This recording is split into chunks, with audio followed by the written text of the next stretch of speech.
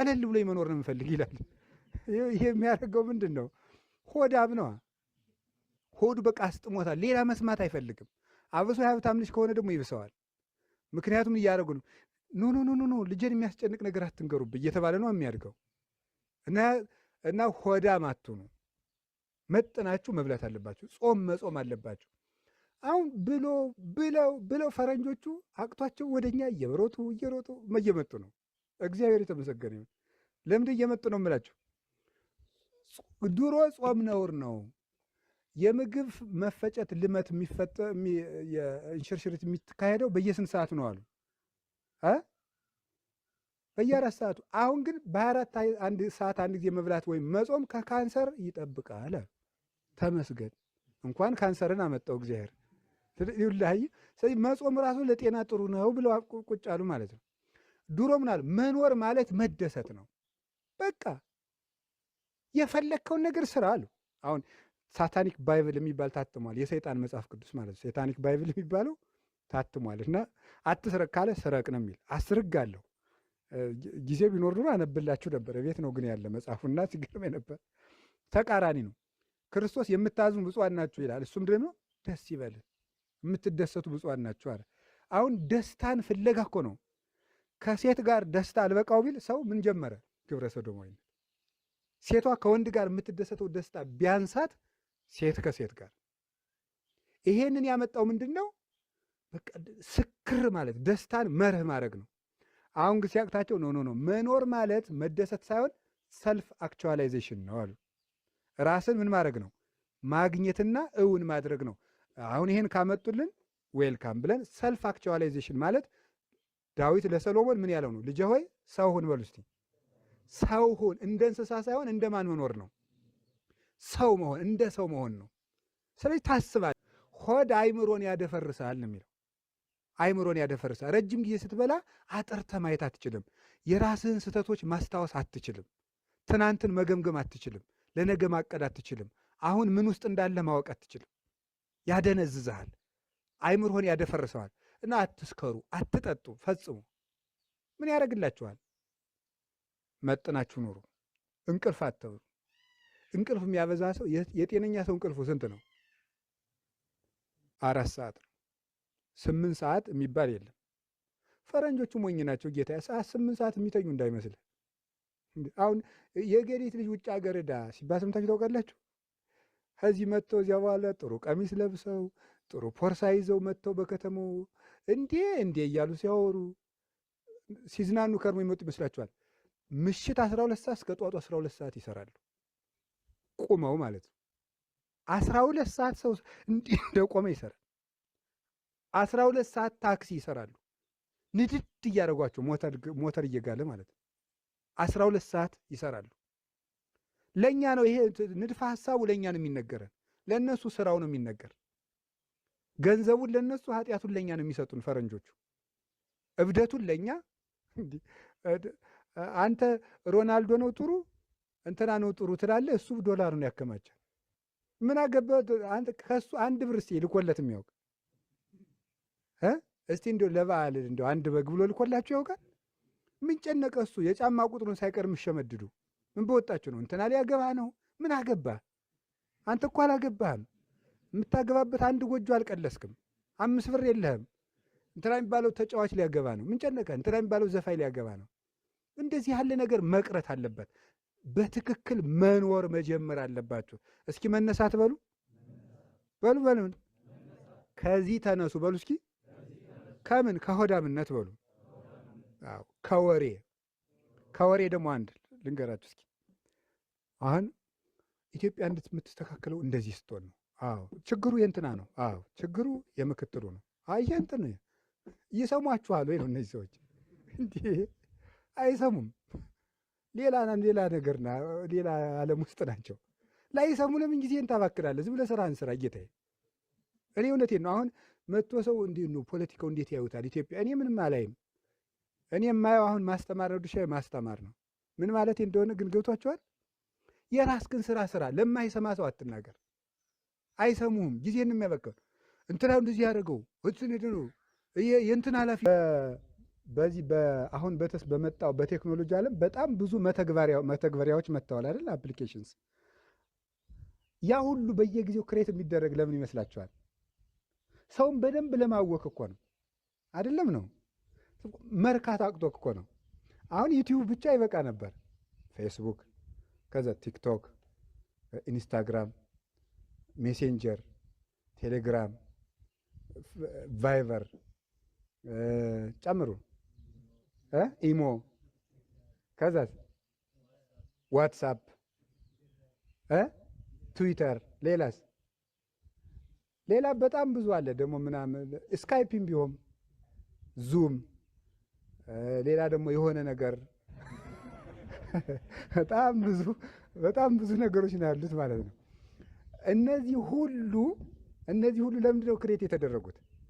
ሰው እንደማይረካ በደንብ ታውቋል። ስለዚህ 10 ደቂቃ ቫይበር ላይ ትቆያለህ፣ 20 ደቂቃ ቴሌግራም ላይ ትቆያለህ፣ 30 ደቂቃ ዩቲዩብ ላይ ትቆያለህ፣ 5 ደቂቃ ጉግል ላይ ትቆያለህ፣ 15 ደቂቃ ፌስቡክ ላይ ትቆያለህ፣ 20 ደቂቃ ኢንስታግራም ትቆያለህ፣ 20 ደቂቃ ሜሴንጀር ላይ ትቆያለህ፣ 10 ደቂቃ ደግሞ ያው ቴሌግራም ትቆያለህ፣ 20 እናድርገው ደግሞ መልሰን ኢሞ ውስጥ ትቆያለህ። ይሄ ሰውዬ እንዴት ያለ ጭንቅላት ነው ያለው? ከዚያ በኋላ ምንም ሀሳብ የለውም። ሁሉን አግብቶ ሁሉን ፈቶ ያድራል። በቃ እንደዚህ ነው ሀሳቡ ማለት ነው። ሁሉን ጨብጦ አንድም ግን እጁ ላይ የሌለው ሰው ሆኖ ይቀራል ማለት ነው። ዓለም ሰዎችን ልብ ብላችሁ ስሙ። ዓለም ሰዎችን የምትጎዳበት ዋናው መንገድ ምንድን ነው? ማባከን። እስኪ ማባከን ነው በሉ በደንብ አድርጎ ማባከን ማለት ነው። አንድ ጸሐፊ ስለ መነኩሴ ሲናገር የጻፈው ንገረን። መነኩሴ ማለት ትኩረት ያለው ትክክለኛው ምንድን ነው ሰው ማለት ነው ብሎ ተናግሯል። በነገራችን ላይ መነኮሳት የሚመነኩሱት ለምንድን ታውቃላችሁ? ለብዙ ሰዎች የሚመስላቸው ጋብቻ አንፈልግም፣ እኛ ጻድቃን ነን፣ እኛ ቅዱሳን እንደዚህ የሚመስሉ። በፍጹም ጋብቻ ኃጢአት ነው፣ አልወጣንም።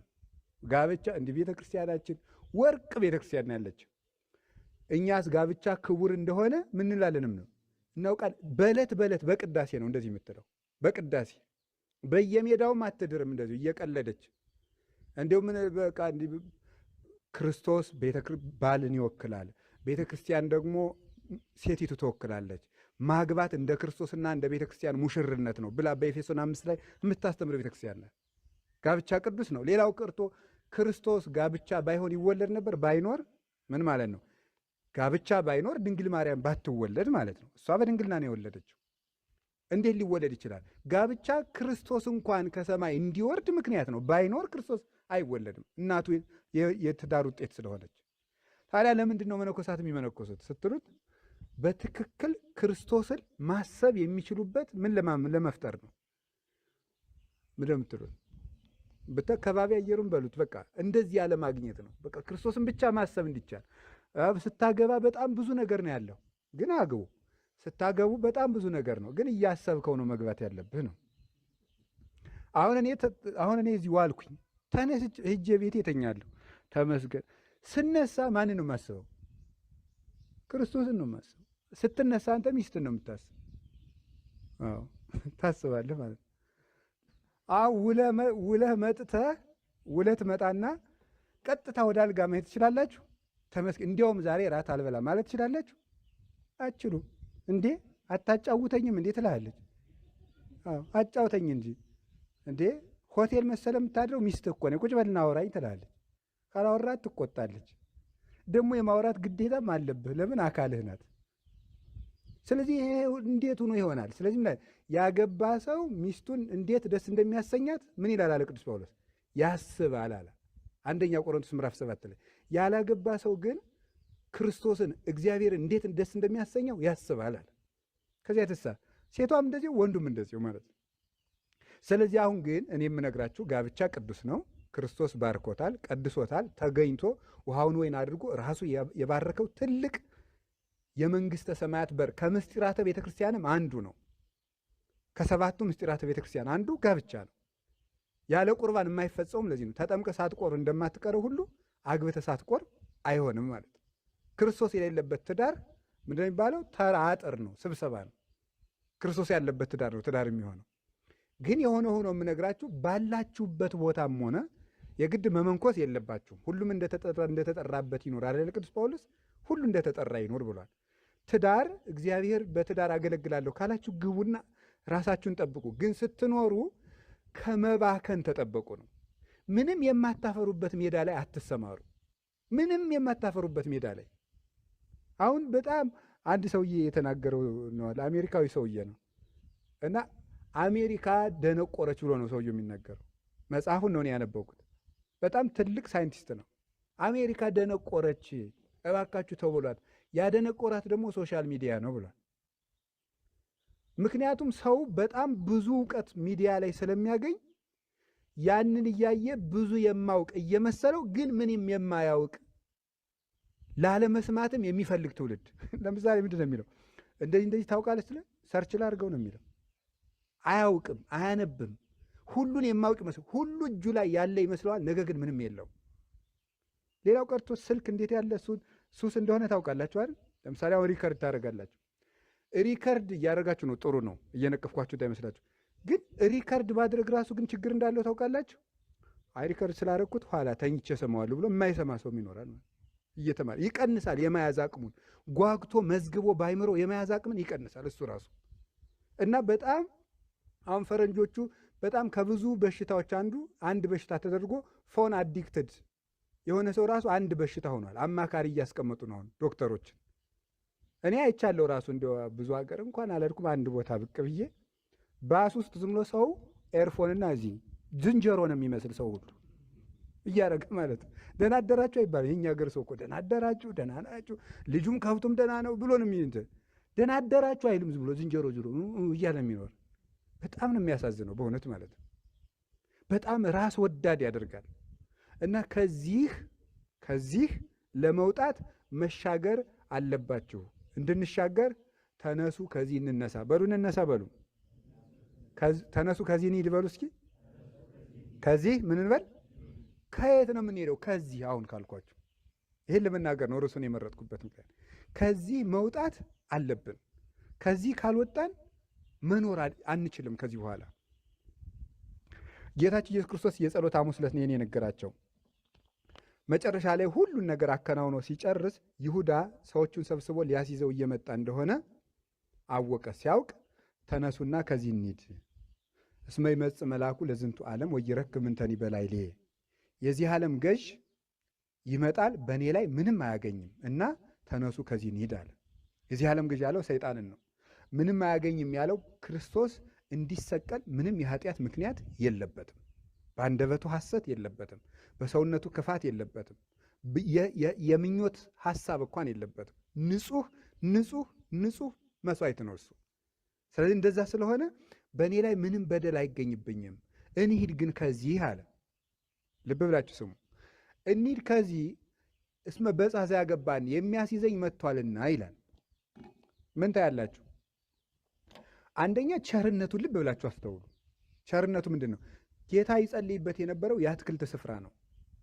ይሁዳ እንኳን ያንን እየፈለገ ጋሬጣ እንዲግደው፣ እንቅፋት እንዲመታው፣ እንዲሰቃይ አልፈልግም። ራሱ ወጥቶ ከግልጽ ቦታ ላይ ለመያዝ ነው። ሁለተኛ ደግሞ ሁሉን አዋቂ መሆኑን ለማመልከት ነው። አምላክ ነው እርሱ። ሰው የሆነ አምላክ ነው። ሰው የሆነ አምላክ ስለሆነ እንደ ሰውነቱ እየደከመ፣ እንደ ሰውነቱ እየጸለየ፣ እንደ ሰውነቱ እየፈራ እኛን ለማዳን ያደረገውን ይሁሉ ግን እንደ ጌትነቱ ደግሞ የተደረገን ነገር ማንም ሳይነግረው ያውቃል። ዮሐንስ ወንጌል ምዕራፍ 2 ቁጥር 33 ላይ እንደተጻፈ ኢይፈቅድ ይንግርዎ ግዕዞ ለሰብእ እስመ ለሊሁ የአምሮ ለሰብእ፣ የሰውን ፈቃዱን ሊነግሩት አይሻም እሱ ራሱ ሰውን ያውቃልና ተብሎ እንደተጻፈ ሳይመረምር ይሁዳ እንደመጣ አወቀ። እንደገና ደግሞ ሶስተኛ የሚሞተው በፈቃዱ እንጂ በግድ እንዳልሆነ ለማስረዳት ነው። ሰውን ለማዳን ስለመጣ በግድ ተጨንቆ አሁን ሌሎች ሁሉ እገሌ ገሌ ማለት ምን አስበለ? ብዙ የእምነት ድርጅቶች ክርስቶስ በመስቀል ላይ ሆኖ ሲያዩት አቅም የሌለው መስሎ ነው የሚታያቸው። አቅም የሌለው በግድ አይሁድ አሰቃይተው የያዙትን እንዲህ ቀድሞ አሳይቶ አልነበረም? አላሳየም ወይ? አሳይቷል። ዮሐንስ ወንጌል ምዕራፍ 8 ላይ ተመልከቱ። አስተማራቸው። ምንድን ላይ ያስተማራቸው? እናንተ የሰይጣን ልጆች ነው። ኧረ እኛ የእግዚአብሔር ልጅ ነን። የሰይጣን ልጆች ናቸው። እኛ አባታችን አብርሃም ነው፣ ሰይጣን አይደለም። እንዲህ አብርሃምማ ብትሆኑ አብርሃም እንደዚህ አላደረገ፣ እናንተ ግን ልትገሉ ትሻላችሁ አላቸው። አብርሃም አባታችሁ የኔን ቀን ሊያይ አላቸው። ተመልከቱ፣ 30 ዓመት ያልሞላ ሰውዬ ደግሞ አብርሃምን አየው ትላለ አሉት። ደግሞ ጭራሽ የባስ ብሎ ምን አላቸው? አብርሃም ሳይወለድ እኔ ያለሁ አላቸው።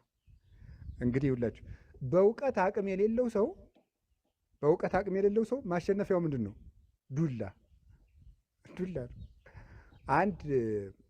አንድ ፈላስፋ ምን ብሎ ተናግሮ መሰላችሁ? አንድን ሃይማኖት ብዬ ልቀበለው የምችለው ብሎ 8 መስፈርቶችን ያስቀምጣል። ከዚያ ውስጥ አንዱ ምንድን ነው ይላል? ያን 8 መስፈርት እየዘረዘርኩ ጊዜያችሁን አላጠፋም። ከዚያ 8 መስፈርት አንዱ ምንድን ነው ይላል? በጦርነት ያልተስፋፋ መሆን አለበት ይላል። ገብቷችኋል? ስለዚህ እምነቱ እውነት ሆኖ ህሊናን አሸንፎ ሳይሆን ሰው ፈርቶ ነው ያመነ ማለት ነው። እንደዚያ ከሆነ እውነት አይደለም ማለት ነው። የተገለጠ እውነት አይደለም። ሰዎች የሃይማኖቱን ውሸትነት በሰይፍ ይጠብቁታል ማለት ነው። ክርስትና ግን እንደዚህ አይደለም። ለዚህ ነበር ጌታ ሐዋርያትን በትር እንዳትይዙ ያላቸው፣ ጫማም እንዳትይዙ፣ ስንቅ እንዳትይዙ ያላቸው ማቴዎስ 10 ላይ በጦርነት አስፋፉት እንዳይባል። ሐዋርያትን ራሱ 500 1000 ማድረግ ይችል ነበር። ብዙ ሰራዊት ሰብስቦ አደራጅቶ ሰው ፈርቶ አምኖ ነው እኮ እንዳይባል ጥቂት 12 ሰዎችን ነው የላከው። ይህንን ያደረገበት ምክንያት ክርስትና በሰላምነቱ ያሸነፈ እምነት ስለሆነ ነው። በሰላምነቱ በእውነትነቱ የረታ እንጂ ወደዚህ አድርጉት ሀሳባችሁን፣ ጊዜያችንም እንድንጠቀም። በሰላምነቱ ያሸነፈ እንጂ በጦር ያሸነፈ በሰራዊት ያሸነፈ በሰራዊት የረታ እምነት አይደለም። እና ጌታችን ኢየሱስ ክርስቶስ ወዶ ነው የሞተ፣ በግድ አልሞተም። 30 ዓመት ያልሞላ ሰውዬ አብርሃምን አየ ሲሉት አብርሃም ሳይወለድ እኔ ያለው ሲላቸው ምን አለ? ወነሱ እብነ ከመ ይውግርወ፣ ሊወግሩት ድንጋይ ያነሱ ይላል። ሊወግሩት ድንጋይ ያነሱ። ወሐለፈ እግዚእ ኢየሱስ ወታብኦሙ፣ ጌታችን ኢየሱስ ክርስቶስም በመካከላቸው ተሰውሮ አልፎ ሄደ ይላል። ልብ ብላችሁ ስሙ። መያዝ አልቻሉም፣ ሊይዙት ፈለጉ፣ በመካከላቸው አልፎ ሄደ። ብርሃን ነዋ እሱ እኮ። ለዚህ ነው ዮሐንስ 8:12 እኔ የዓለም ብርሃን ነኝ ያለ። ብርሃንን በበር ዘግታ አታስቀረው፣ በዓለም ሁሉ ነው የሚመጣ። ክርስቶስን ይዞ ማስቀረት አይቻልም። እንኳን ጥቂት ሰዎች አይሁዳውያን ይቅርና ሞት ይዘው ዘንድ አልቻለም ተብሎ አይደል የተጻፈው? ሞት ይዘው ዘንድ አልቻለም። የሐዋርያት ሥራ ምዕራፍ 2 ላይ ክርስቶስን እንኳን ሰው ሞት ራሱ ሊይዘው አይችልም። እርሱ ሕይወት ነው። ሕይወት ስለሆነ እንኳን እሱን በሱ ያመኑትን ሁሉ ሞት በእነዚህ ላይ ስልጣን የለው።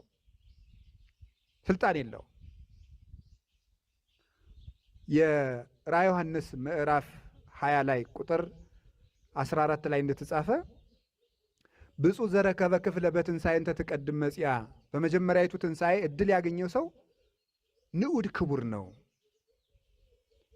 ሞት በእነዚህ ላይም ስልጣን የለውም ይላል። ክርስቶስን ተከትለው ልቡናቸውን ያነሱ ሰዎች ላይ በእነዚህ ላይ ሞት ስልጣን የለውም። እንኳን በክርስቶስ ላይ በክርስቶስ ባመኑት ላይ ሞት ስልጣን የለውም። አጋንንት ስልጣን የላቸውም። ሁሉም የሲኦል ደጆች ሁሉ በክርስቶስ ቤተ ክርስቲያን ላይ ስልጣን የላቸውም። ሊያነዋውጧትም አይችሉም። እሱ የማይናወጽ መሰረታችን ስለሆነ። ታዲያ እንደዚያ ከሆነ ጌታችን ኢየሱስ ክርስቶስ ወዶ ነው የሞተ ማለት ነው። ወዶ ነው የሞተ እንዴ? የሞተውን የፈረሰውን ሰው በቃሉ የቀሰቀሰ እንዴት በግድ ይሞታል? ባህር የፈራችው እሱ እንዴት በግድ ይሞታል? በባህር ላይ በእግሩ የተራመደ እንዴት ይሞታል? ነፋሳት የሚታዘዙት እሱ እንዴት በግድ ይሞታል? በጨርቁ ደውያት የሚፈሩት 12 ዓመት ደም ሲፈሳት የነበረችው ሴት የክርስቶስ እንኳን አካሉ ልብሱ ግርማ አለው። ልብሱ እንኳን ሞት የሚፈራው ነው። ልብሱን ነክታ ነው ያቺ ሴት ከነበረባት እርግማን የተለቀቀችው። ታዲያ እንዴት እሱ በግድ ሞተ ይባላል? ልጄ እጅህን ዘርጋ እያለ ሽባውን የተረተረ እርሱ እንዴት በግድ ይሞታል? 38 ዓመት የተኛን ሰው አልጋህን ተሸክመ ቁም ያለ እሱን ሞት እንዴት ሊይዘው ይችላል? 30 ዓመት የኖረውን ሰውዬ ማዳን አንድ ነገር ነው። 30 ዓመት ተኝቶ የኖረ ሰው ደግሞ የብረት አልጋ ተሸክሞ መቆም መቻል ደግሞ ሌላ ነገር ነው። በሽተኛ በአንዴ እንደዳነ በሽታው እንደለቀቀው ሸክም መሸከም ይችላል? ለመቆም እንኳን ተደግፎ ነው። ይህን ያደረገ እርሱ እንዴት በግድ ይሞታል? ለደቀ መዛሙርቱ ስጋን የሚገሉትን አትፍሩ፣ ነገር ግን ነፍስን ከስጋ ከለየ በኋላ ስጋንም ነፍስንም በገሃነም መቅጣት የሚቻለውን እርሱን ፍሩ ብሎ የተናገረ ለእኛ ሕይወትን ትንሣኤን በተስፋ የሰጠን እሱ እንዴት በግድ ሞተ ይባላል? አልሞተም። ስለዚህ ክርስቶስ ተነሱ እንሂድ የሚያስይዘኝ ተቃርቧል ሲል ወዶ ፈልጎ እንደሞተ ለማስረዳት ነው። በፈቃዱ ነው የሞተ። ሞተ በፈቃዱ ሞተ። ዘተውህበ በፈቃዱ ለሕማም፣ በፈቃዱ ወዶ ለሕማም ለሞት ተላልፎ የተሰጠ እሱ ነው። ሞተ ከመ ይሕዮሙ ለምውታን፣ ሙታንን ያድናቸው ዘንድ ሞተ። ሞተ ከመ ይስዓሮ ለሞት፣ ሞትን ይሽረው ዘንድ ሞተ ተብሎ የተነገረለት ኢየሱስ ክርስቶስ ነው። ስለዚህ ከዚህ እንሂድ ተነሱ ያለ ሁሉን አዋቂነቱን ወዶ መሞቱን ለማስረዳት ፍቅሩን ርኅራኄውን ለመግለጥ ከዚህ ተነሱ እንሂድ አላቸው።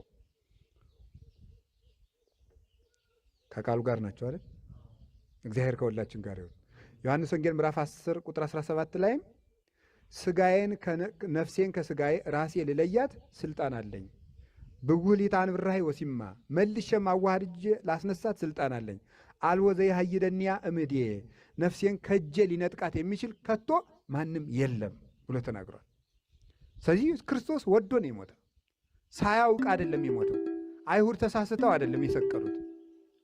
ተሳስተው አይደለም የሰቀሉት ማለት በትክክል ለይተውት አውቀውት ነው የሰቀሉት። አንዳንድ ሰዎች እንደውም ምን ብለው ይናገራሉ? አይሁድ ክርስቶስን የሰቀልን መስሏቸው ሌላ ሰው በአምሳሉ ሰቀሉ ይላሉ። በፍጹም በማያሳስት ምልክት ነግሮቸው እኔ የምስመው ነው ክርስቶስ ብሎ ተናግሮ እሱ ደግሞ እንደማይሸሽ አስቀድሞ ናሁን አርግ ኢየሩሳሌም ወይይዝዎ ለጓለ እመሕያው ወይሰቅልዎ ወአመሳልስት ዕለት ይትነሣ፣ እነሆ ወደ ኢየሩሳሌም እንወጣለን፣ የሰው ልጅንም ይይዙታል፣ ይሰቅሉታል፣ በሦስተኛው ቀን ይነሳል ብሎ ራሱ ተናግሯል። እንዲሰቀል እንዲሞት ትንቢት ተነግሮለታል። ስለዚህ ወዶ ሞተ። የእሱ ሞትም ለእኛን ሕይወት ይሰጠን ዘንድ እና እንደዚህ ሲል ምን ማለቱ ነው? ከዚያ በኋላ ዓርብ ተሰቀለ። ከዛ ተመልከቱ ዮሐንስ ወንጌል ምዕራፍ 16 ቁጥር 33 ላይ ስትደርሱ ምን ይላል? ጽኑዕን ከስማነ ሞይክወ ለዓለም፣ እኔ ዓለምን አሸንፌዋለሁና ጽኑ ይላል። አይዟችሁ እኔ ዓለምን አሸንፌዋለሁ ይላል። ልብ በሉ ክርስቶስ እየሞተ እንዴት ዓለምን አሸንፌዋለሁ ይላል? መሞቱ ራሱ ማሸነፍ ስለነበረ ነው። እኔ ዓለምን አሸንፌዋለሁ ብሎ ተናገረ። ዮሐንስ ወንጌል ምዕራፍ 17 ላይ ደግሞ ስትናገሩ ወዛቲ ይእቲ ሕይወት ዘላለም ከማይምሩከ ኪያከ ለከ ዘበአማን አምላክ ባሕቲትከ ወለዘፈነውኮ ኢየሱስ ክርስቶስ ወልድከ። የዘላለም ሕይወት ይችናት እውነተኛ አምላክ የምትሆን አንተን ያውቁ ዘንድ የላከውን ኢየሱስ ክርስቶስንም ያውቁ ዘንድ የዘላለም ሕይወት ይችናት። አያችሁ፣ እሱ ሕይወትን የሚሰጥ ነው ማለት ወዶ መሞቱን ነገረን። ከዛ ምዕራፍ 17 ላይ ጸሎቱን ሲጨርስ እኔ የዘላለም ሕይወት ነኝ ከአባቴ ጋር ብሎ ተናገረ። እኔን ማወቅ የዘላለም ሕይወትን ያሰጣል። እኔን ማወቅ የዘላለም ሕይወትን ያሰጣል። ወልድን ያወቀ አብን ያውቀዋል፣ አብንም ያወቀ መንፈስ ቅዱስን ያውቀዋል። አብ ወልድ መንፈስ ቅዱስንም ያወቀ እርሱ ሕይወት አለው።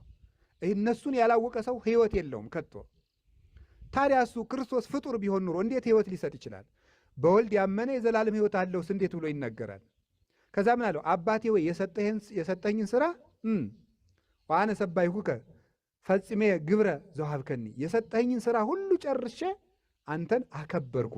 አባ ሰባህኒ በስባቴ ሳሎ ምስሌከ እምቅድመ ይትፈጠር ዓለም። አባት ወይ ከዓለም አስቀድሞ ከአንተ ጋር በነበረ ክብሬ አክብረኝ አለ። ተመልከቱ፣ አባት ወይ አለ ከዓለም አስቀድሞ ከአንተ ጋር በነበረ ክብር አክብረኝ አለው። ምን ማለቱ ይመስላችኋል? መጀመሪያ የሰጠኝ ሥራ ፈጸምኩ አለ። አክብረኝ ካለ በኋላ ነገር ግን የምታከብረኝ ክብር የምቀበል ጸጋ የምለምን እንደ ነቢያት እንደ ሐዋርያት እንደ አንድ ግለሰብ ሁኜ ሳይሆን ቅድመ ዓለም ካንተ ጋር የነበረኝን ክብር ግለጥልኝ፣ ሰው እንዲያውቀው አድርግ፣ ጌትነቴ ይገለጥ ብሎ ነገረ እንጂማ አንተ ክብር ያለህ እኔ ደግሞ ከአንተ ክብር የተለየ ሆኜ እንዳልሆን አለና ዝቅ ብሎ ቁጥር 4 ላይ ስትደርሱ ምን ይላል? ወኩሉ ዘዚአየ ዚአከ ውእቱ፣ የኔ ገንዘብ ሁሉ ያንተ ገንዘብ ነው። ወዘዚአከኒ ዚአየ ውእቱ፣ ያንተ ገንዘብ ሁሉ የኔ ገንዘብ ነው አለ። ሰይሱ እኔ እናንተ አንድ ከመይኩኑ አሃደ ብነ ከማነ፣ እኔ እናንተ አንድ ባህሪ እንደሆን እነሱ ደግሞ በጸጋ አንድ እንዲሆኑ አድርጋቸው አለ። እኛ አንድ ነን ብሎ ከአባቱ ጋር ያለውን የዘላለም ሕይወት አንድነት ነገረን። ስለዚህ ክርስቶስ ሕይወት ነው። ከዛ ምዕራፍ 18 ላይ ቀጥሉ። ምዕራፍ 18 ላይ ስትሄዱ ሰዎች ተሰብስበው ክርስቶስን ሊይዙ መጡ። ይሁዳም አብሮ አለ። ማንን ነው የምትፈልጉ አላቸው። ኢየሱስን፣ የናዝሬቱን ኢየሱስን። እኔ ነኝ ሲላቸው ወደ ኋላ ወደቁ ይላል። እኔ ነኝ የሚለው ለምንድን ነው? በእግዚአብሔር ቤት ውስጥ ወዝ የሚባል ወርድ የለም። ታውቃላችሁ? ከተገኘ ራሱ ኢዝ ተብሎ ነው የሚፈታው። በእግዚአብሔር ፓስት ቴንስ የለም፣ ፕሬዘንት ነው ያለው። ለምሳሌ በመጀመሪያ ቃል ነበረ የሚለው ይሄ ወዝ የሚለው እንግሊዝኛው በጣም ደካማ ነው። ግዕዙ በጣም የሚለው ምን መስላችሁ? ቀዳሚሁ ቃል ውእቱ ነው የሚለው። በመጀመሪያ ቃል ነው የሚፈተው። ነው ውእቱ ነው። ያኛው ግን እንግሊዝኛው ደካማ ስለሆነ በመጀመሪያ ቃል ነበረ። ቃል ነበረ የሚለው ኖሮ ያለፈ አይደለም፣ አሁንም ያለ ነው። ቀዳማዊነትን ለማመልከት ይቺ ወዝ የእንግሊዝኛዋ ወዝ ሌላ ስለሌላት የአቅሟን ቀድሞም ያለ ነው ለማለት ነው ነበር እንጂ ነበር የሚባል የለም። እግዚአብሔር ሁልጊዜ እኔ ነኝ ነው። አሁን አንተ ሁልጊዜ እኔ ነኝ ማለት ትችላለህ? ትችላላችሁ? አችሉም። ለምን ማችሉት መስላችሁ? ለምሳሌ ላሳያችሁ። 10 እስከ 7 ዓመት እኔ ሕፃን ነኝ በሉ። እኔ ሕፃን ነኝ በሉ እንጂ። በጣም ጥሩ። ከዛ ከፍ ስትሉ እኔ ምንድን ነኝ ትላለህ?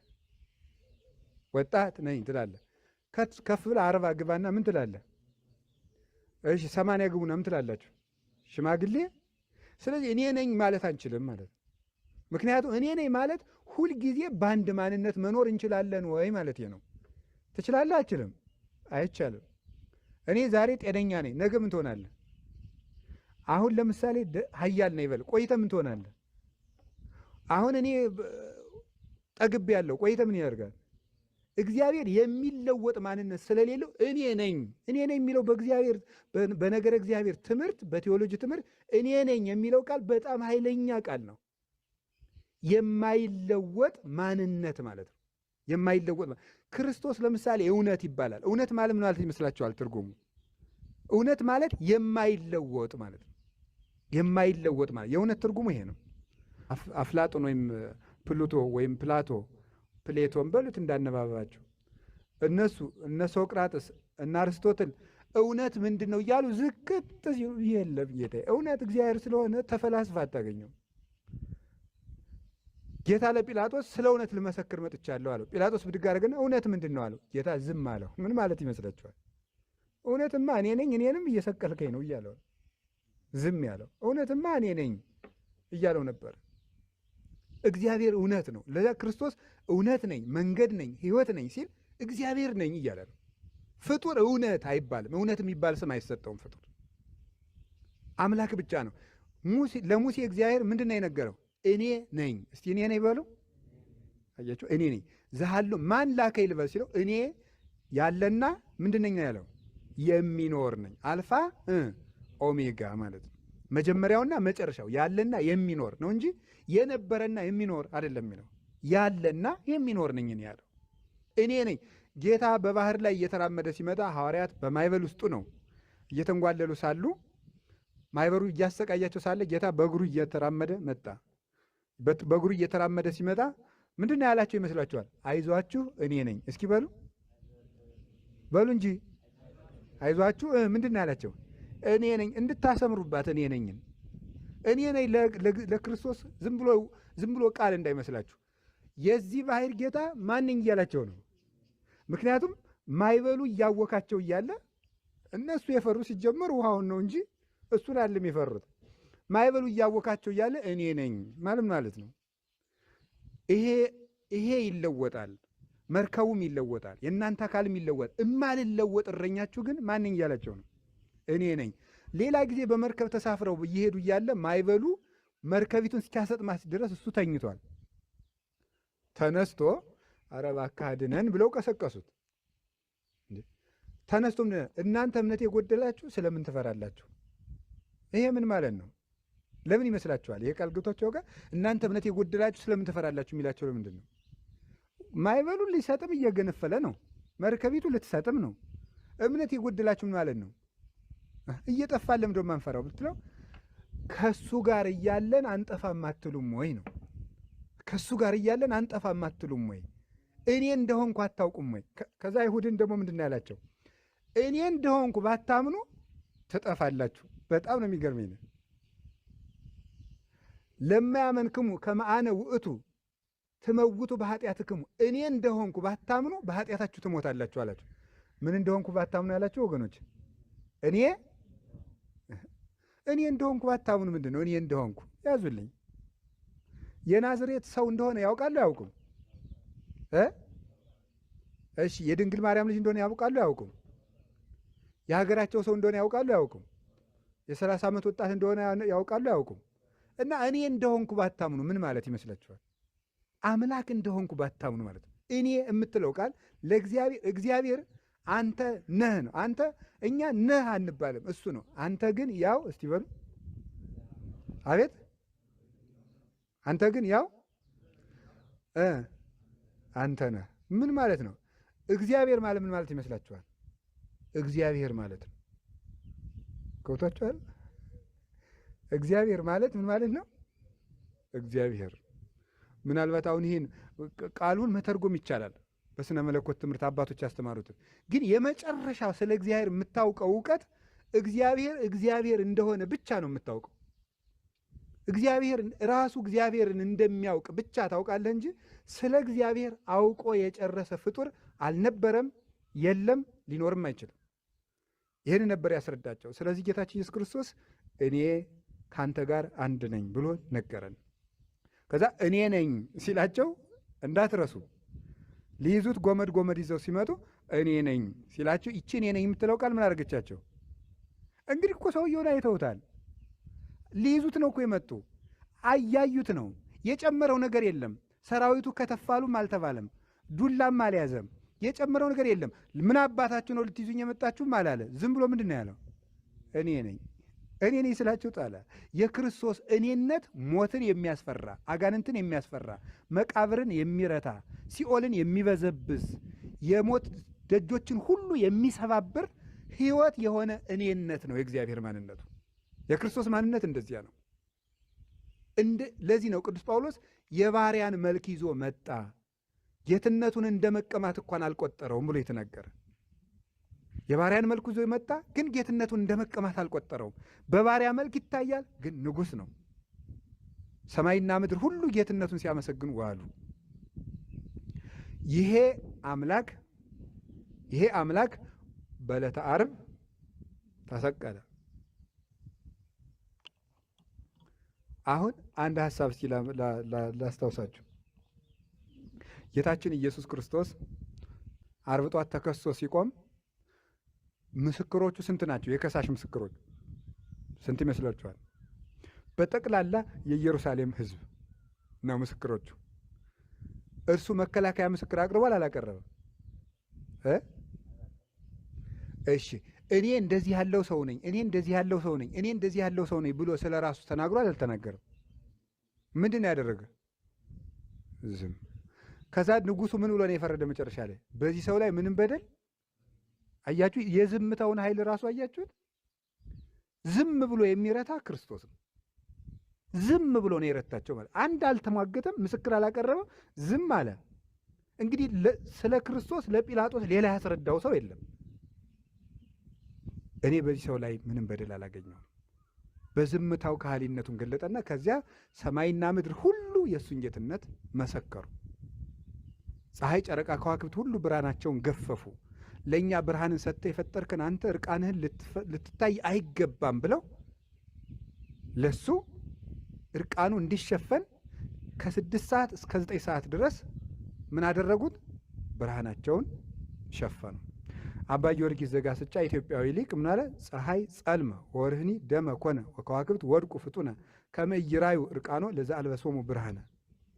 ፀሐይ ጨለመ፣ ጨረቃ ደም ለበሰች፣ ከዋክብት ረገፉ፣ ብርሃን ያለበሳቸውን ጌታ ራቁቱን እንዳያዩ አለ።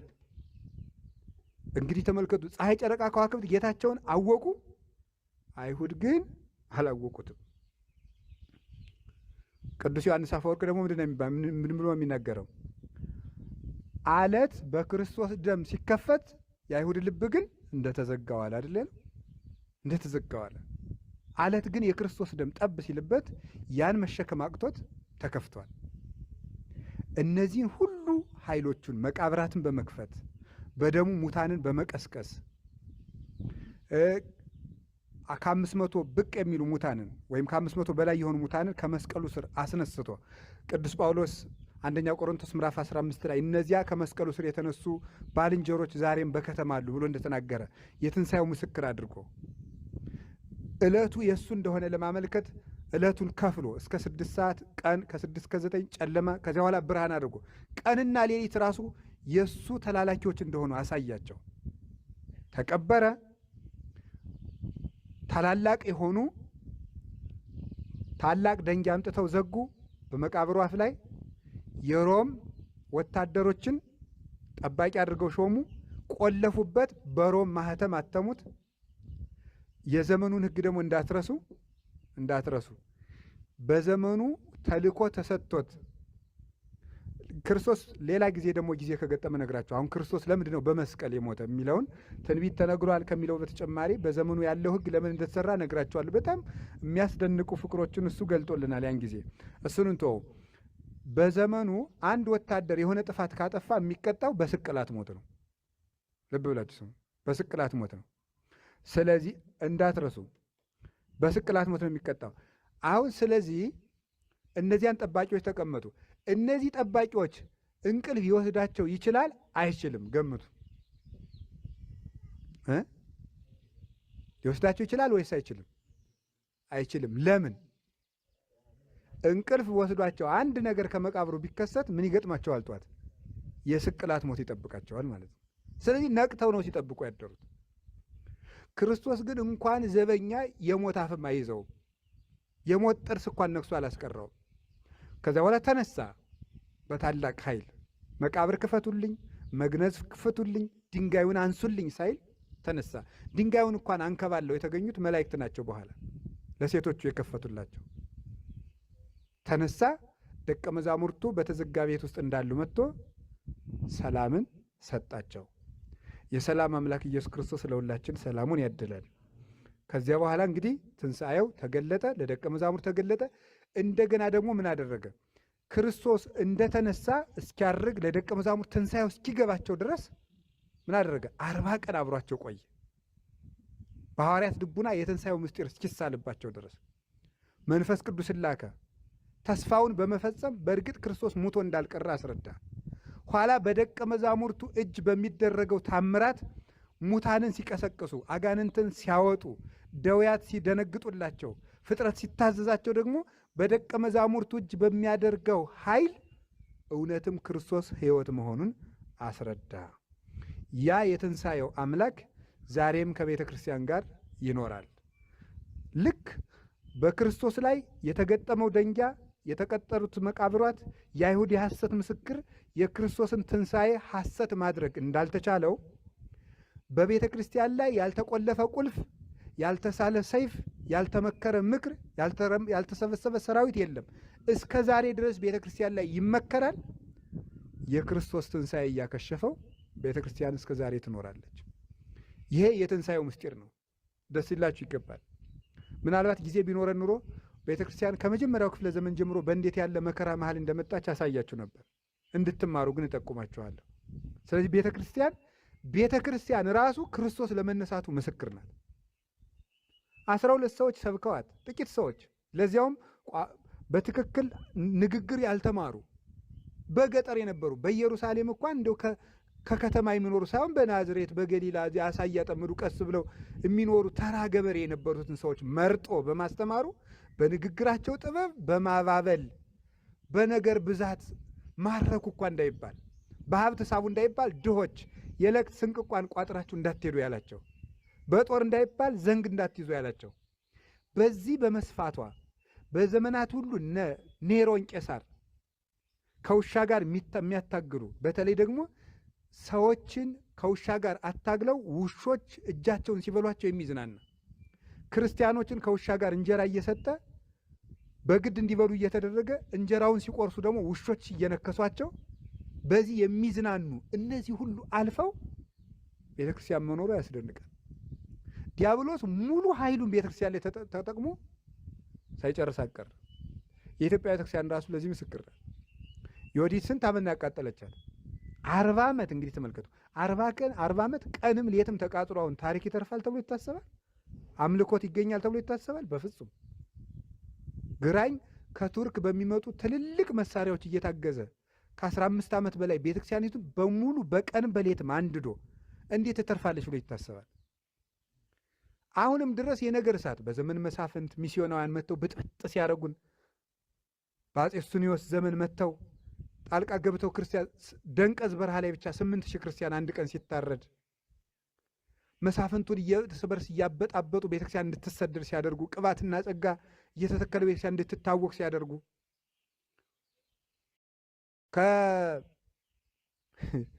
ከሃይማኖት እንደ ሞኝነት ሲታይ የኢትዮጵያ ኦርቶዶክስ ተዋሕዶ ቤተክርስቲያን ያለማደግ ምንጭ ናት እስክትባል ድረስ የሁሉ እየተባለች ምናልባት የቤተ ክርስቲያን ልጆች ልንሞት እንችላለን። ቤተ ክርስቲያን ግን ትኖራለች። ለምን? የትንሣኤ ቤተ ክርስቲያን ስለሆነች። እስኪ በሉ ድገሙ። የምን ቤተ ክርስቲያን?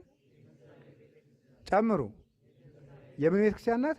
የትንሣኤ ቤተ ክርስቲያን ናት። የሞት ቤተ ክርስቲያን ብትሆን ኑሮ እስካሁን ነበር የምትጠፋ። እሷ ተመልከቱ ከማይጠፋ ዘር ተወልደዋል ብሎ ስለተናገረ ጌታ ይችን ቤተ ክርስቲያን መንቀል አይቻልም። የወይን ሐረጓ ክርስቶስ ስለሆነ ስሩ ስለማይነቀል ይችን ቤተ ክርስቲያን መቁረጥ አይቻልም። ፍሬዋን ማጠውለግም አይቻልም። ፍሬያችሁ ለዘላለም ይኖራል ብሎ ሐዋርያትን ነግሯቸዋል። ዮሐንስ ወንጌል ምዕራፍ 15 ቁጥር 10 ላይ እፌንወክሙ ከመ ትፍረዩ እንድታፈሩ ልካችኋለሁ ወውቱ ፍሬክሙ ይነብር ለዓለም ያ ፍሬያችሁም ለዘላለም ይኖራል ብሎ ነግሮናል። ስለዚህ ይችን ቤተክርስቲያን ማጥፋት የሚችል ከቶ የለም። ክርስቶስ ተነስቷል። እንኳን ደስ ያላችሁ። እግዚአብሔር ለእናንተም ደግሞ የትንሣኤውን ብርሃን በልቡናችሁ ያብራላችሁ። አሁን እንደዚህ ከሆነ ተነሱ ማለት ምን ማለት ነው? እችን ብቻ ነግሬያችሁ ትምህርት ይጠቅላለሁ። ተነሱ ከዚህ እንሂድ በሉ እስኪ። አቤት። አሁን ክርስቶስ ምን አለ ብለናል? ተነሳ በሉ እንጂ። ክርስቶስ ምን ብሏል? ክርስቶስ ምን ብሏል? ተነስቷል። ስለዚህ ምን እናድርግኛስ? መነሳት በሉ እንጂ። አሁን እኛ እንድንነሳ ነው እኔ የምነግራችሁ። ደግሞ ዛሬ ተነሱ ያልኩት ዝም ብላ የተነገረች አይደለች። ከዚህ እንሂድ ያላት በሉ እንግዲህ ይህ ነው። እንግዲህ ተነሱና ሐዋርያትን ተነሱ ሲላቸው ምን ብለው ነበር? ተኝተው በሉ። ምን አድርገው ነበረ? ከዛ ተነሱና ምን እንበላላቸው? ወዴት ነው የሚወስዳቸው? ወደ መስቀል በሉ። አዎ ወደዚያ እንሂድ አላቸው። ምን ብለው ስለነበር ነው? ተኝተው። አዎ አሁን እኛ ቤት ሁሉ ተኝቷል። እግዚአብሔር የተመሰገነ አይደል? ሁሉ ነው የተኛ። ምንም አይገባው፣ ምንም አይገባው። እንዴት ብለን እንደተኛን እንዴት አድርጌ ላስረዳችሁ እንደምችል አላውቅም። መተኛት ኃጢአት ነው። መተኛት ስንፍና ነው። መተኛት ድንቁርና ነው፣ አለማወቅ። አሁን እግዚአብሔር የተመሰገነ ይሁን እኛም ተኝተናል። ወደ ላይ እንኳን ከፍ ማለት ጥሩ አይደለም። ሁሉ በየደረጃው ሰክሮ ነው ያለ። አሁን እረፍት ውስጥ ነው። በቃ የቤተ ክርስቲያን ጉዳይ የሚገደው ከቶ ማንም የለም። በየመስኩ ሁሉም ሰው እንቅልፍ ውስጥ ነው ያለው። ከዚያ እንቅልፍ ተነሱ ነው የሚለን ጌታ። አንተ የተኛህ ንቃ፣ ክርስቶስ ያበራልሃል ብሏል ቅዱስ ጳውሎስ ኤፌሶን ምዕራፍ 4 ላይ ሲናገር፣ አንተ የተኛህ ንቃ፣ ክርስቶስ ያበራልሃል። ድንቁርና አንድ እንቅልፍ ነው። አሁን ታሪክ አናውቅም። የቤተክርስቲያን ታሪክ የሚያውቅ የለም። የቤተ ክርስቲያን ታሪክ። መጽሐፍ ቅዱስን ሰው አያውቅም። መጽሐፍ ቅዱስን አሁን የሆነ ሰው መጥቶ እናታችሁን ላስተዋውቃችሁ ቢላችሁ ምን ትላላችሁ? እቺ እናትህ ናት፣ ስሟ ወይዘሮ መሰረት ትባላለች፣ የወለደች በዚህ ቀን ነው ቢላችሁ አሁን ምን ትላላችሁ? ኧረ አርፈህ ተቀመጥ እኔ አውቃታለሁ አትሉም ወይ? አዎ። አሁን የቤተ ክርስቲያን ምዕመናን መጽሐፍ ቅዱስን የምትኖር ቤተ ክርስቲያን የምትናገር አይደለችም። የምትኖር ቤተ ክርስቲያን መጽሐፍ ቅዱስ እንደማታውቅ መጽሐፍ ቅዱስ እንዲህ ነው የሚለው፣ መጽሐፍ ቅዱስ እንዲህ ነው የሚለው፣ መጽሐፍ ቅዱስ እንዲህ ነው የሚለው ብለው ገለባ ተሸክመው የሚመጡ ሰዎች እንደ አዲስ እንዳልበራለት ሕዝብ ሲቆጠር በጣም ነው የሚገርመኝ። ይሄ ምንድን ነው ያመጣው? ስንፍና ማለት ነው። መጽሐፍ ቅዱስ በቀን በቀን እንድናነብ ግጻዌ የሚባል መጽሐፍ አላት ቤተክርስቲያን። ግጻዌ ማለት 365 ቀን ከብሉይ ኪዳን አንድ፣ ከአዲስ ኪዳን አንድ፣ ከጳውሎስ መልእክት አንድ፣ ከወንጌል አንድ፣ ከሐዋርያት መልእክት አንድ፣ የሐዋርያት ሥራ አንድ አድርጋ በቀን በቀን እንድናነበው የተሰራ ቅዱስ ያሬድ የሰራው መጽሐፍ። ማንኛውም ኦርቶዶክሳዊ መጽሐፍ ቅዱስን በቀን የማንበብ ግዴታ አለበት። በቀን መጽሐፍ ቅዱስ አንድ ክርስቲያን በቀን 30 ምዕራፍ መዝሙረ ዳዊት የመጸለይ ግዴታ አለበት። ኦርቶዶክስ 30 ምዕራፍ። ምናልባት ሌሎቹ መጣችሁ በጌታ በኢየሱስ ስም መጽሐፍ ቅዱስ ልስበክ የሚለው አንድ ምዕራፍ መጽሐፍ ቅዱስ ሳይጸልይ ነው። ቁርሱን እየበላ ያለ አንብቦ መጥቶ ነው እንደዛ የሚለው ማለት ነው። አልጸለየም። ከጸለየም ጌታ ኢየሱስ ሆይ በቃ እንደዚህ አድርግ ብሎ መምጣት ነው። ግን በቀን ይውላችሁ አሁን ሰምታችሁኛል። አንድ ኦርቶዶክሳዊ መዝሙረ ዳዊት መጽሐፍ ቅዱስ ነው አይደለም።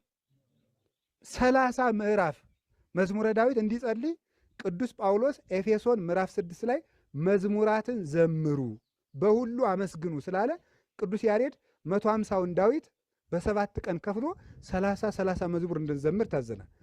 30 ምዕራፍ መጽሐፍ ቅዱስ የሚያነበው ኦርቶዶክስ መጽሐፍ ቅዱስ አታነብም ይባላል? በስጋ ወጥ ግጥም አድርጎ የበላን ሰውዬ ጦምክን ስለዋልክ እስኪ ቆሎ ይባላል? አይባልም በፍጹም እግዚአብሔር በሚያውቀው። ታዲያ መሳቂያና መሳለቂያ እንደማናውቅ ቤተ ክርስቲያን ከመሰረቷ ከቅጥሯ ጀምሮ አሁን ቤተ ክርስቲያን ውስጥ እያንዳንዷ ነገር በትርጉም ነው የምትደረገው። እያንዳንዷ በትርጉም የኔ ቆብ አሁን ይሄ ምን ይመስላችኋል? በዚሁ ማንኛውም ኦርቶዶክስ በልብሱ ባነጋገሩ ክርስቶስን የመስበክ ግዴታ አለበት። ክርስቶስን የመስበክ ግዴታ። ለምሳሌ እኔ አሁን ይሄ ቆብ አለ። ይሄን ቆብ ፀሐይ እንዳይመታ አይደለም የለበስኩት። ክርስቶስ በድንግልና ኖረና ምን አደረገ? የሾህ አክሊል አደረገ። መነኮሳት በድንግልና ይኖሩና ምን ያደርጋሉ? የሾህ አክሊሉ ምሳሌ የሚሆን ቆብ ያደርጋሉ። ይሄ ቀሚሱ ክርስቶስ በዕለተ ዓርብ የለበሰውን ቀሚስ ነው የሚያመለክተው። አንተ በዕለተ ዓርብ ለእኔ ስትል ከለሜዳ እንደለበስክ እኔም ደግሞ ለአንተ ቀሚስ ተቀብዬ ለብሼ ያንተን መከራ እከተላለሁ ነው። ቢቻለኝስ ክርስቶስን በሞቱም ልመስለው እወዳለሁ ብሎ ቅዱስ ጳውሎስ ፊልጵስዩስ ምዕራፍ 3 ቁጥር 11 ላይ እንደተናገረ ያንን እንድንመስል ነው የተደረገው። ቅዳሴ ስንገባ ለምሳሌ ይሄ ቤተ ክርስቲያን ነው። ያቺ ቤተልሔም ትባላለች። ወደዚያ ዙራችሁ ማየት ትችላላችሁ። ቤተልሔም ነው ትባል ኦርቶዶክስ። ስለዚህ የምንቆርብበት ስጋው ደግሞ የሚዘጋጅበት ህብስት ከዚያ አንስተው በመሶበ ወርቅ ይዘውት ይመጣሉ። ይሄ መቅደሱ ነው። እዚህ ላይ ተፈትቶ ለምእመናን ይሰጣል። እሺ ገብቷቸዋል? የሆነ ነገር ክርስቶስ የተወለደ የት ነው? የተቆረሰ የት ነው? ቀራንዮ። ቤተ ክርስቲያን የምን ምሳሌ ናት ማለት ነው? የቀራንዮ። ከቤተልሔም የተወለደው ክርስቶስ በቀራንዮ ተሰቅሎ ስጋዬን ብሉ ደሜን ስጠጡ ብሎ ሰጠኝ ብላ ነው የምትሰብከው ቤተ ክርስቲያን ማለት ነው። እያንዳንዱ ነገር ለክርስቶስ ካልሆነ ክርስትና የለም። እያንዳንዱ ነገር ይህንን ስንፍናችን ማን በነገረን ነው። እንዲህ ቅዱስ ጳውሎስ እኛ እኮ የቅዱስ ዮሐንስ አፈወርቅ ልጆች ነን። ቅዱስ ዮሐንስ አፈወርቅ ምን እንደሚል ታውቃላችሁ? የቅዱስ ጳውሎስን 14ቱን መልእክት በሳምንት 2 ጊዜ አነባቸዋለሁ። በሳምንት 2 ጊዜ በሉ። 14ቱን በሳምንት ስንት ጊዜ? 14ቱን በሳምንት 2 ጊዜ። ከዛ ምን ይላል መሰላችሁ? እንደገና ደግሞ ቅዳሴ ላይ ከእናንተ ጋር ስሰማቸው እንደ መሰንቆ ድምፅ ልቤን ይመስጡታል ይላል። ሳስቼ ሰማቸዋለሁ ይላል። ከቅዱስ ጳውሎስ መልእክት ትንሿ ምዕራፍ ቅዳሴ ላይ ስትነበብ ከሳምንት 2 ጊዜ ዘልቄው እንደገና ልቤን እንደ መሰንቆ ይመስጠኛል፣ የክርስቶስ እስትንፋስ ነውና ብሎ ይነገራል። የእነዚህ ልጆች ነን እኛ፣ የእነዚህ ልጆች ነን።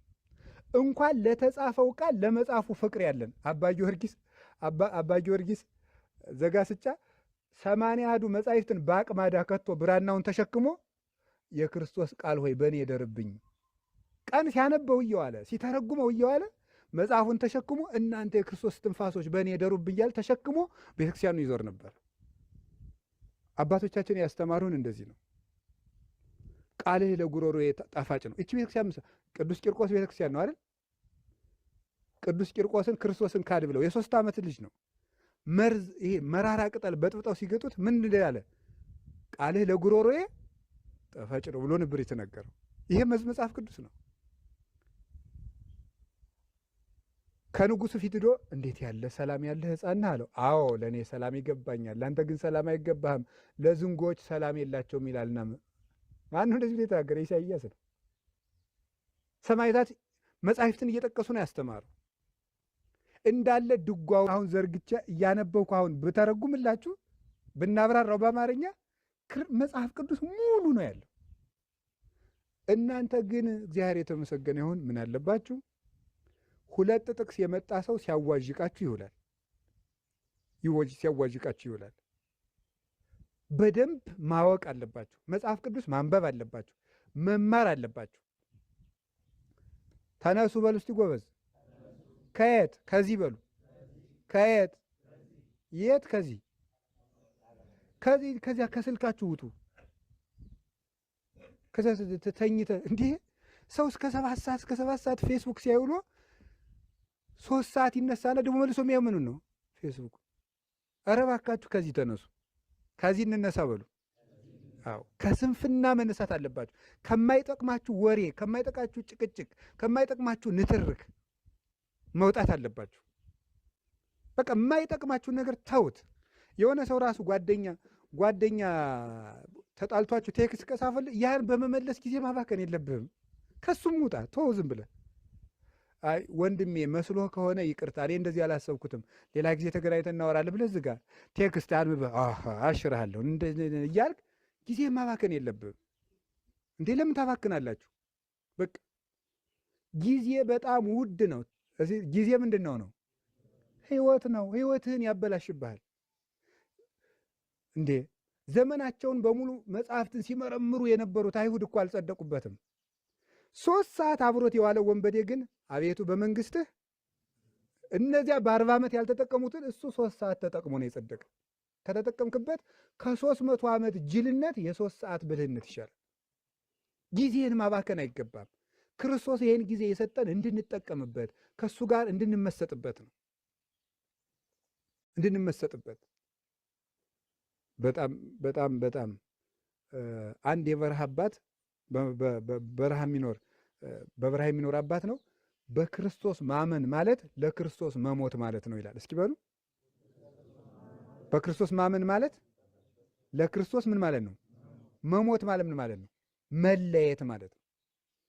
አንተ ከምትወደው ክርስቶስ ከሚጠላው ነገር መለየት አለበት።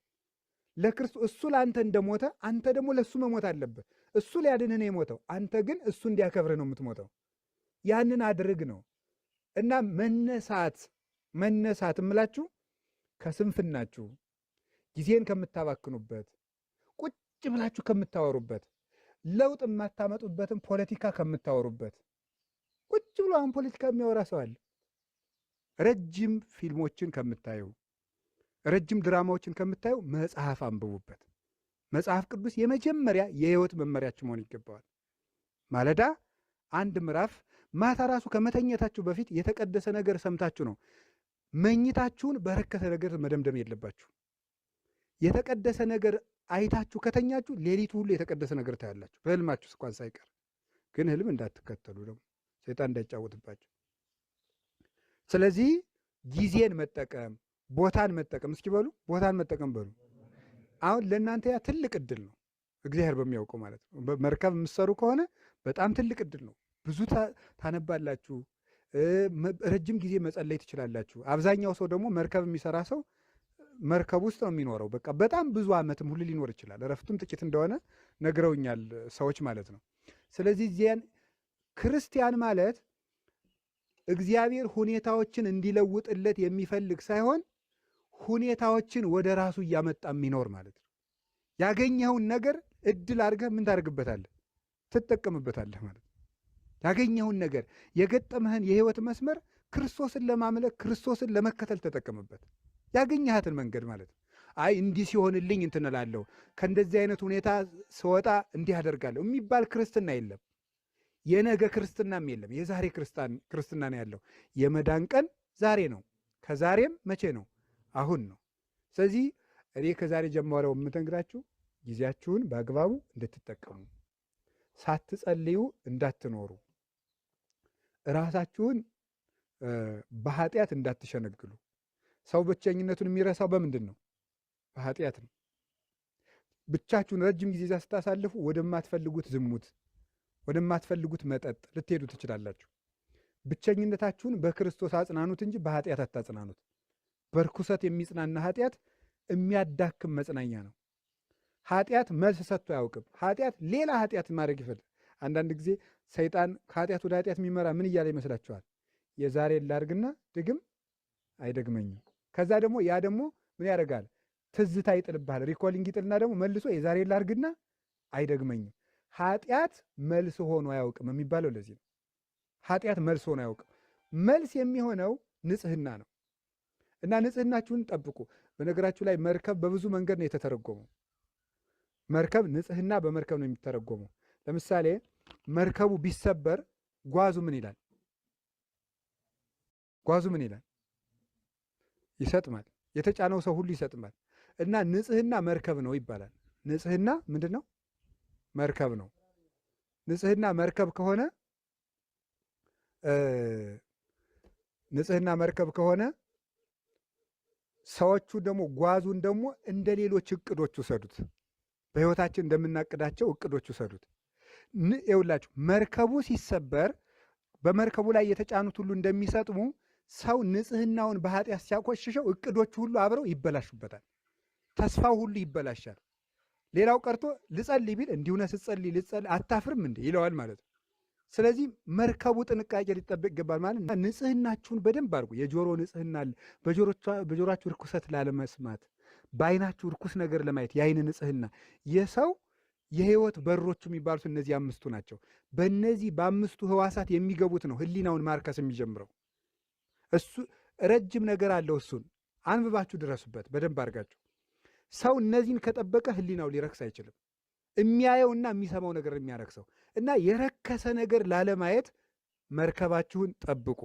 ከዛ ሌላው እንዳይበላሽባችሁ። እቅዳችሁ ይበላሻል፣ ተስፋችሁ ይበላሻል፣ ስራችሁ ይበላሻል፣ ገንዘባችሁ ይባክናል። ሁሉ ነገር የሚበላቸው መርከቡ ሲሰበር ነው። ከቃል ጋር ናችሁ። ሌላው መርከብ በሆድ ይመሰላል። እስቲ ሆድ በሉ።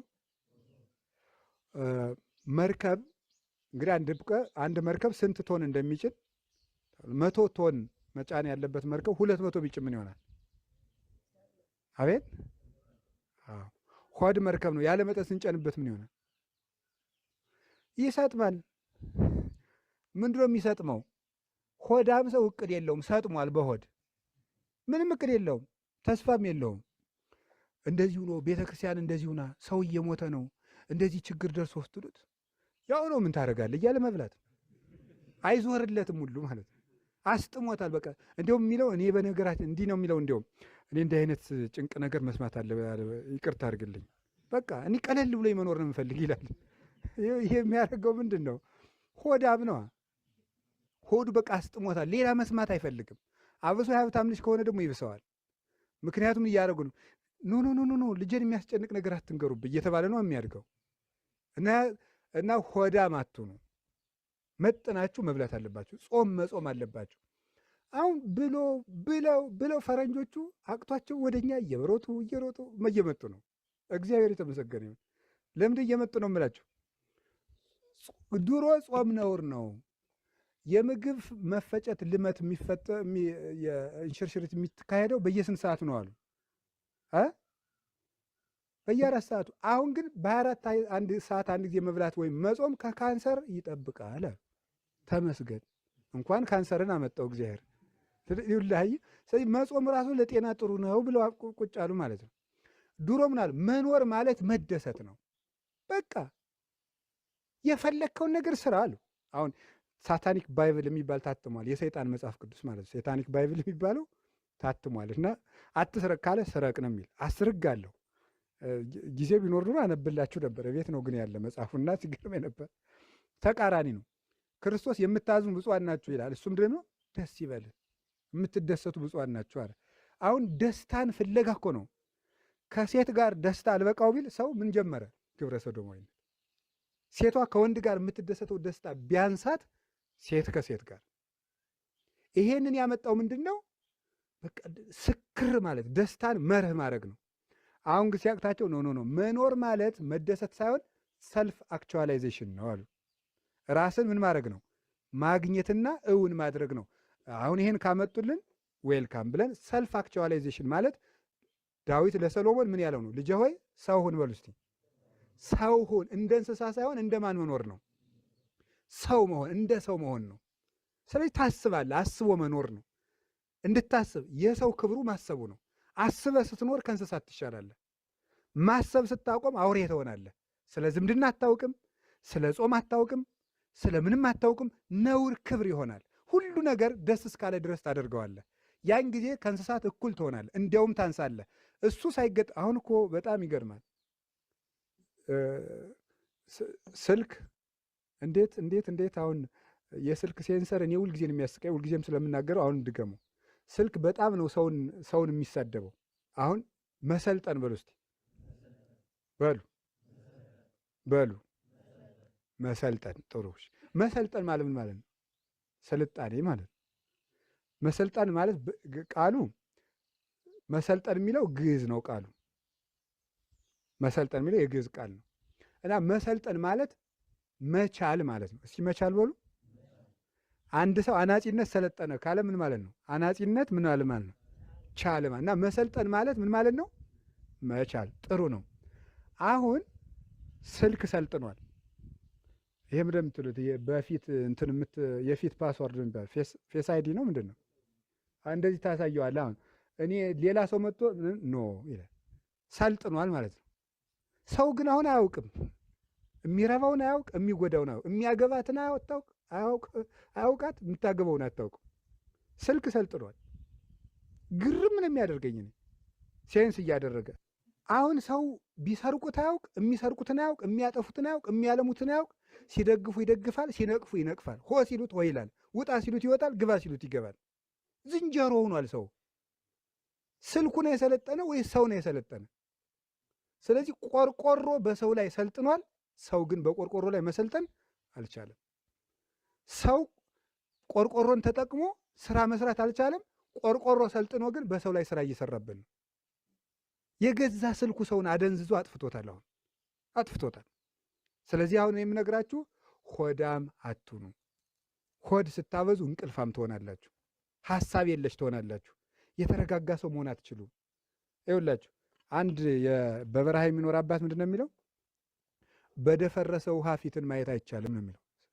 እስቲ በሉ ይቻላል አይቻልም? ሆድ አይምሮን ያደፈርሳል ነው የሚለው። አይምሮን ያደፈርሳል። ረጅም ጊዜ ስትበላ አጥርተ ማየት አትችልም። የራስህን ስህተቶች ማስታወስ አትችልም። ትናንትን መገምገም አትችልም። ለነገ ማቀድ አትችልም። አሁን ምን ውስጥ እንዳለ ማወቅ አትችልም። ያደነዝዝሃል። አይምሮን ያደፈርሰዋል። እና አትስከሩ፣ አትጠጡ ፈጽሞ። ምን ያደርግላችኋል? መጥናችሁ ኑሩ። እንቅልፍ አትብሉ። እንቅልፍ የሚያበዛ ሰው የጤነኛ ሰው እንቅልፉ ስንት ነው? 4 ሰዓት ነው። 8 ሰዓት የሚባል የለም። ፈረንጆቹ ሞኝ ናቸው ጌታ። 8 ሰዓት የሚተኙ እንዳይመስልህ። አሁን የገሊት ልጅ ውጭ ሀገር ዕዳ ሲባል ሰምታችሁ ታውቃላችሁ? ከዚህ መጥተው እዚያ በኋላ ጥሩ ቀሚስ ለብሰው ጥሩ ፖርሳ ይዘው መጥተው በከተማው እንዴ እያሉ ሲያወሩ ሲዝናኑ ከርሞ ይመጡ ይመስላችኋል? ምሽት 12 ሰዓት እስከ ጠዋቱ 12 ሰዓት ይሰራሉ። ቁመው ማለት ነው። 12 ሰዓት ሰው እንዲህ እንደቆመ ይሰራል። 12 ሰዓት ታክሲ ይሰራሉ። ንድድ እያደረጓቸው ሞተር እየጋለ ማለት ነው። 12 ሰዓት ይሰራሉ። ለእኛ ነው ይሄ ንድፈ ሐሳቡ ለእኛ ነው የሚነገረን። ለእነሱ ስራው ነው የሚነገር። ገንዘቡን ለእነሱ ኃጢአቱን ለእኛ ነው የሚሰጡን ፈረንጆቹ። እብደቱን ለእኛ አንተ ሮናልዶ ነው ጥሩ እንትና ነው ጥሩ ትላለህ፣ እሱ ዶላሩን ያከማቻል። ምን አገባ አንተ ከሱ አንድ ብር እስቲ ልኮለት የሚያውቅ እስቲ እንደው ለበዓል እንደው አንድ በግ ብሎ ልኮላችሁ ያውቃል? ምን ጨነቀ እሱ? የጫማ ቁጥሩን ሳይቀር የምሸመድዱ ምን በወጣችሁ ነው? እንትና ሊያገባ ነው። ምን አገባ አንተ? እኮ አላገባህም። የምታገባበት አንድ ጎጆ አልቀለስክም። 5 ብር የለህም። እንትና የሚባለው ተጫዋች ሊያገባ ነው። ምን ጨነቀ? እንትና የሚባለው ዘፋኝ ሊያገባ ነው። እንደዚህ ያለ ነገር መቅረት አለበት። በትክክል መኖር መጀመር አለባችሁ። እስኪ መነሳት በሉ በሉ በሉ። ከዚህ ተነሱ በሉ እስኪ። ከምን? ከሆዳምነት በሉ። አዎ ከወሬ ደግሞ አንድ ልንገራችሁ እስኪ። አሁን ኢትዮጵያ የምትስተካከለው እንደዚህ ስትሆን ነው። አዎ ችግሩ የእንትና ነው። አዎ ችግሩ የምክትሉ ነው። አይ እንትን ይሰሟችኋል ወይ ነው? እነዚህ ሰዎች እንዲህ አይሰሙም። ሌላ ነገርና ሌላ ዓለም ውስጥ ናቸው። ላይሰሙ ለምን ጊዜን ታባክላለህ? ዝም ብለህ ስራህን ስራ ጌታዬ። እኔ እውነቴን ነው። አሁን መጥቶ ሰው እንዲህ ነው ፖለቲካው እንዴት ያዩታል ኢትዮጵያ? እኔ ምንም አላይም። እኔ የማየው አሁን ማስተማር ነው፣ ድርሻዬ ማስተማር ነው። ምን ማለት እንደሆነ ግን ገብቷቸዋል። የራስህን ስራ። ለማይሰማ ሰው አትናገር። አይሰሙህም። ጊዜን የሚያበቃው እንትና እንደዚህ ያደርገው እትን ነው የእንትን ኃላፊው ነው ምናምን አይደለም። አልገባህም? ገብቷል እንዴ? አረ ሰዎቹ አይሰሟችሁም። እውነቴን ነው። ዝም ብላችሁ አታውሩ፣ ስራችሁን ስሩ። ዝም ብላችሁ ሰምታችኋል። የማትጠቀሙበትን ጩኸት አትጩሁ። ለውጥ የማታመጡበትን ንግግር አትናገሩ። ሰው አይሰማችሁም። አሁን እኔ ብድግ ብዬ እንትን የተከበራችሁ የኢትዮጵያ እንትኖች እና እንትኖች ብላውን ይሰሙኛል? ቁጭ በል መነኩሴ ብሎ ዝም ስራውን በለፍልፍ ብለው ስራዬን ነው የሚሰራ። እኔ ስለዚህ አልናገርም እንዴ፣ ስራዬን ነው የምሰራ። ስራችሁን ስሩ። ዝም ብላችሁ ትምህርታችሁ የምትማር ከሆነ ተማር፣ እየነገር ከሆነ ነግር። ዝም ብለህ ስራህን ስራ። ለውጥ የምታመጡበት ነገር ላይ ብትከራከሩ ጥሩ። ያን ለባለ ድርሻ መተው አላችሁ። ስለዚህ ከምነው ነፃ የምንወጣው? በሉ ንገሩኝ እንጂ ወሬ። ቲክቶክ ታውቃላችሁ አይደል? ቲክቶክ ለምንድን ነው የተፈጠረ? ሰው ሁሉ የወሬ ሱሱን እንዲወጣ ነው። ሰው ወሬያም ስለሆነ ያወራል። ቲክ ሚንስ ቆርጠ መውሰድ ነው አይደል?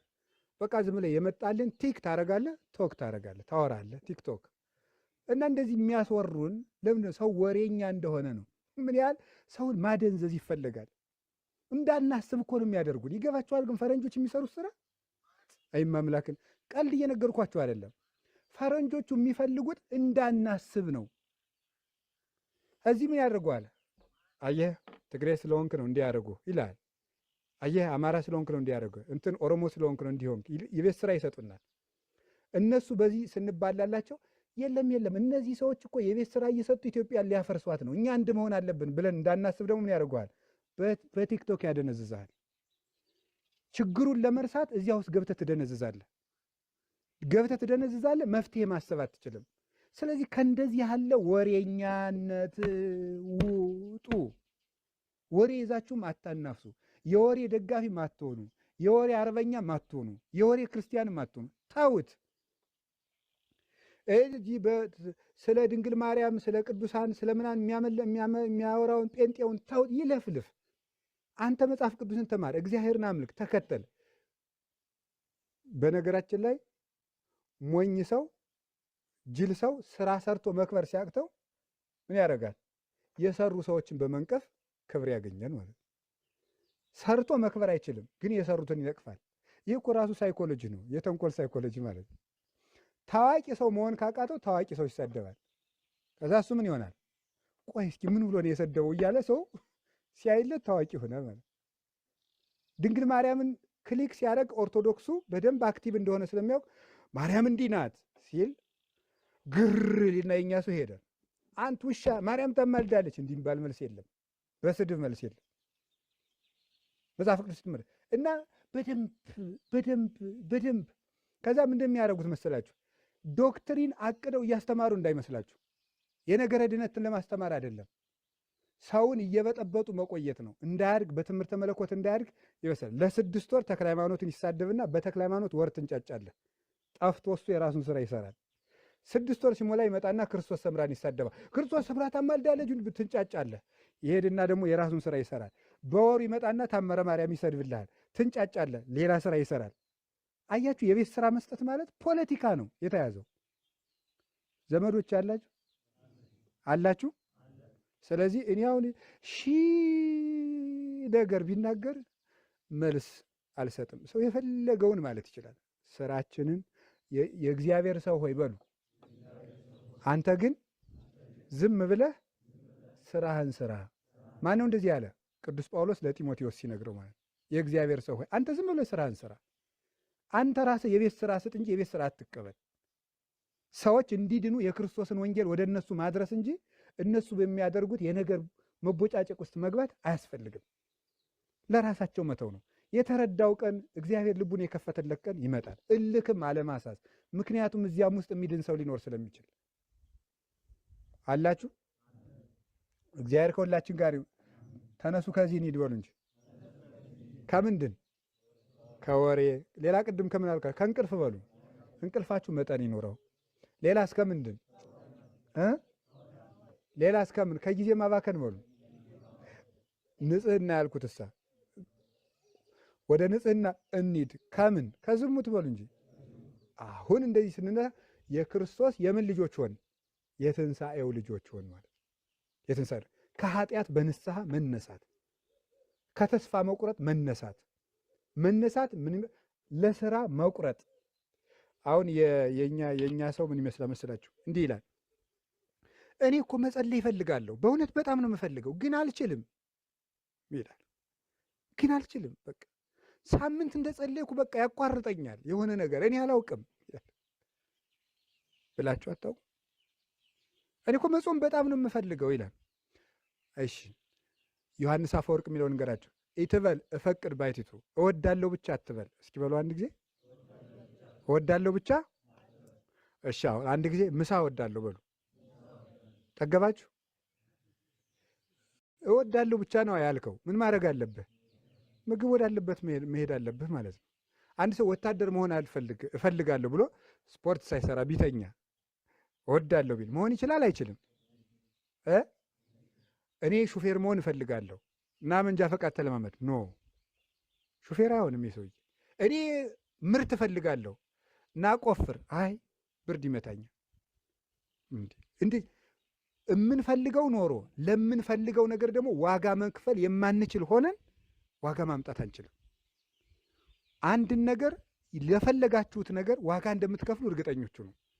ዋጋ የከፈልንለት ነገር ነው ክርስትና ማለት። ክርስትና ማለት ክርስቶስ የሚወደውን ነገር መርጠህ መስራት እና ለዚያ ደግሞ ዋጋ መክፈል ነው። የምንከፍለው ነገር ደግሞ ምንድን ነው? ፍላጎት ነው። ስለዚህ ዋጋ መክፈል አለብን። እወዳለሁ ብቻ አትበል። ስለዚህ ፈንቅለህ የያዘህን ነገር ቆርጠህ ውጣ ለማለት ነው። ከዚህ እንሂድ፣ ከተስፋ መቁረጥ ውጡ፣ ከውድቀት ውጡ፣ ካለማወቅ እንዴ ቅድም ረስታችሁብኝ ነው እንዴ? ከድንቁርና ውጡ አላልኳችሁ? እሺ ሙዚቃን የሙዚቃ መሳሪያዎችን በደንብ አድርጎ የፈለሰፈው ሰው ማን የሚባለው? ቤትሆቨን ነው? ሞዛርት ነው? ሞዛርት። በጣም ጎበዞች። እስቲ ሞዛርትን የምታውቁት አውጡ። ሞዛርትን የምታውቁት ነው እኮ ያልኩኝ። በአካል አላልኩም፣ በታሪክ አውጡ። አትፍሩ፣ ምንም ነገር የለም። አውጡት ሞዛርትን የምታውቁት። በቃ እሺ፣ ባታወጡም ሁላችሁም እሺ። 8ኛውን የድጓ መምህር የሚያውቅ ከቅዱስ ያሬድ ጀምሮ እሺ፣ የማያውቅ አያድል ይው ከዚህ ተነሱ በሉ። ከዚህ መነሳት አለባችሁ። የማይጠቅማችሁን ታሪክ እየሸመደዳችሁ የኢትዮጵያን ታሪክ አታውቁም፣ የቤተክርስቲያን ታሪክ አታውቁም። 8ኛው የድጓ መምህር ማን ይባላል? አባ ጊዮርጊስ ዘጋስጫ ይባላል።